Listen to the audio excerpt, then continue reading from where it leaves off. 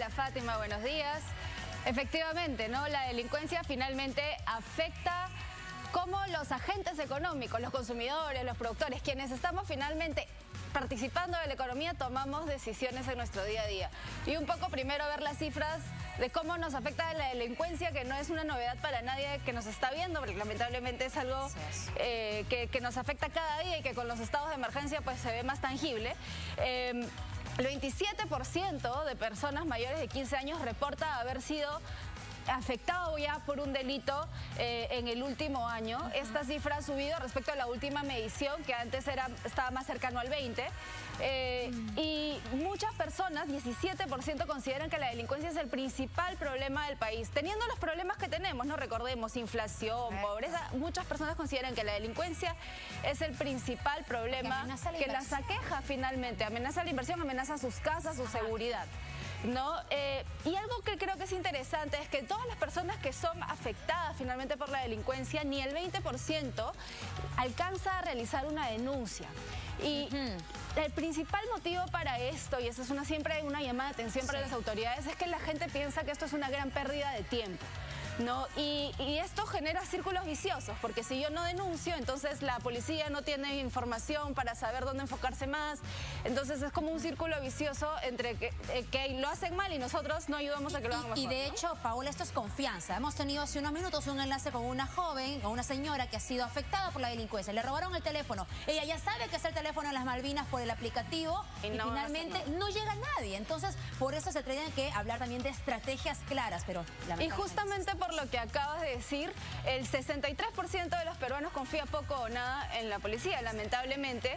Y esto es un gran problema. Cuando tenemos medidas así grandilocuentes como lo que vemos ahora en los estados de emergencia, y a pesar de eso vemos que sigue avanzando la delincuencia, la confianza no avanza, sino que retrocede, ¿no? Bueno, esta cifra, por supuesto, es alta, pero no es sorprendente. El 80% se siente muy inseguro frente a algún riesgo de asalto.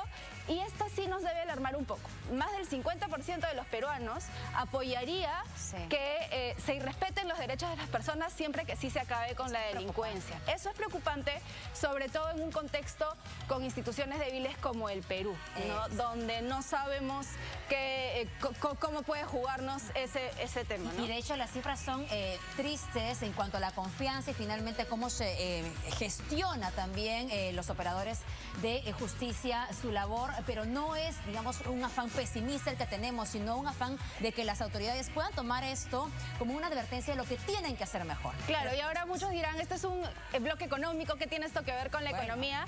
Pues bien, claramente, como les decía, afecta las decisiones que tomamos en nuestro día a día, en nuestra participación en la economía.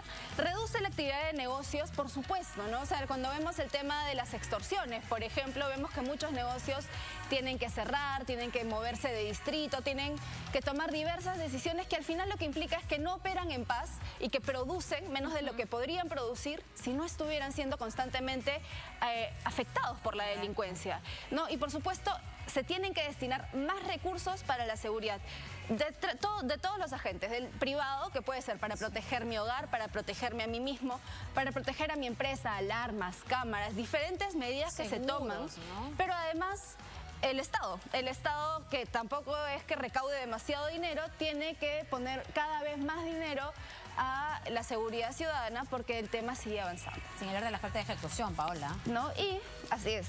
Y a pesar de que en los últimos 10 años el presupuesto se ha elevado muchísimo, no se ejecuta siempre todo, ¿no? Y bueno, sí, claramente si hay menos actividad económica, las oportunidades de empleo caen, como ya lo hemos visto. Y esto que hablábamos hace un par de semanas, ¿no? Vienen aumentando las intenciones de emigrar. En otros países se ve que esto también ocurre cuando ya la delincuencia se dispara demasiado.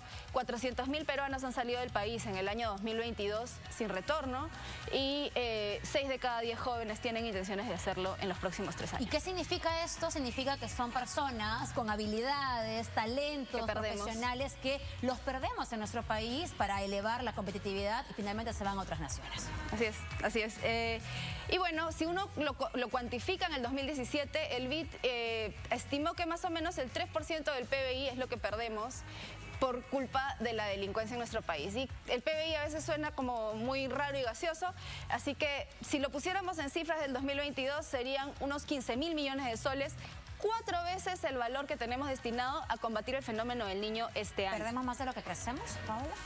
Perdemos, bueno, en este momento, sí, ¿no? Estas son cifras del 2017, pero no creo que hayan mejorado sustancialmente, lamentablemente.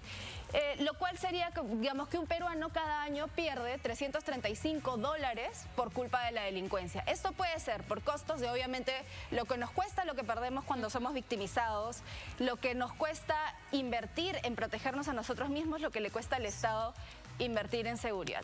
Y finalmente, una estimación del Banco Mundial con encuestas que se hizo a empresas es que estas destinan más o menos el 2% del valor de lo que venden a protegerse. Y esto es una cifra mayor al promedio de América Latina, que recordemos ya es una región en general bastante afectada por la delincuencia. De acuerdo, vamos a llamar también a Alicia para que se sume con nosotros antes de ir a la pausa, pero eso es alarmante porque estamos en una situación donde incluso estas cifras podrían agravar la situación de informalidad, de también un puesto de trabajo que realmente no tiene todas las garantías ni beneficios sociales. La verdad que es muy lamentable. Así es, gracias.